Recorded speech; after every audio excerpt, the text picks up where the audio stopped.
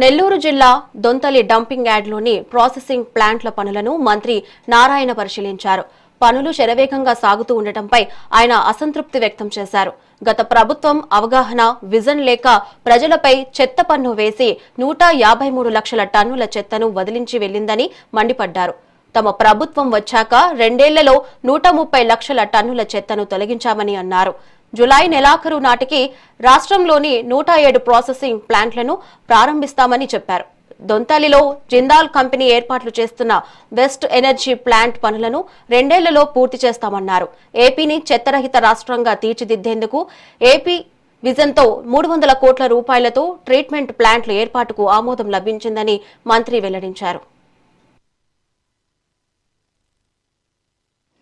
లక్షల టన్నుల కొద్ది చెత్తను వదిలేసిపోయింది. ఎన్ని లక్షల కొన్నంటే ఇప్పుడు వరకు ఎస్టిమేట్ చేస్తే 153 లక్షల టన్నుల చెత్తను వదిలేసిపోయింది. అందులో 130 లక్షల టన్నులు ఈ ప్రభుత్వం వచ్చిన తర్వాత క్లియర్ అయిపోయింది. 130 లక్షల టన్నుల చెత్తని ప్రాసెస్ చేసి బయటికి పంపించేసాం. మరొక 23 లక్షల టన్నులు ప్రాసెస్ అవుతుంది. బహుశా నెక్స్ట్ మంత్ ఎండింగ్కి అది పూర్తి అయ్యేటట్టుగా ప్లాన్ చేసాం.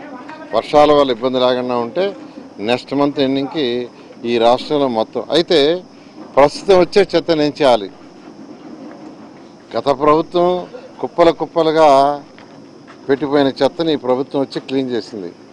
అయితే ఇప్పుడు వచ్చేది చెత్తను ఏం చేయాలంటే 2 ప్రాసెస్. ఒకటి వేస్ట్ ఎనర్జీ ప్లాంట్స్. వచ్చిన వేస్ట్ అంతా తీసుకొచ్చి ఆ ప్లాంట్లో వేస్తే అది బర్న్ అయిపోయి ఎలక్ట్రిసిటీ ప్రొడ్యూస్ అవుతుంది. అది 2014-19 ఎస్టాబ్లిష్ చేసిన గుంటూరు, విశాఖపట్నం 2 ప్లాంట్లలో జరుగుతుంది. ఇప్పుడు ఆ 2 ప్లాంట్లు ఈరోజు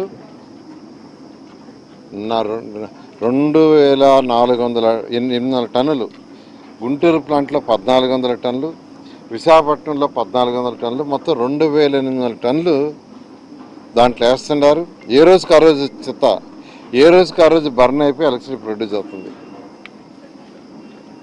2014-19లో 10 ప్లాంట్లు శాంక్షన్ చేశాం. గత ప్రభుత్వం 2 ప్లాంట్లు అడ్వాన్స్లో ఉన్న 2 ప్లాంట్ల నుంచి మిగతా క్యాన్సిల్ చేసింది. నిజంగా ఆ ప్లాంట్లన్నీ అయిపోయి ఉంటే ఈ రాష్ట్రంలో వచ్చే 7000 టన్నులు ప్రతిరోజు అది ఎలక్ట్రిసిటీ ప్రొడ్యూస్ చేయండి వాడి ద్వారా.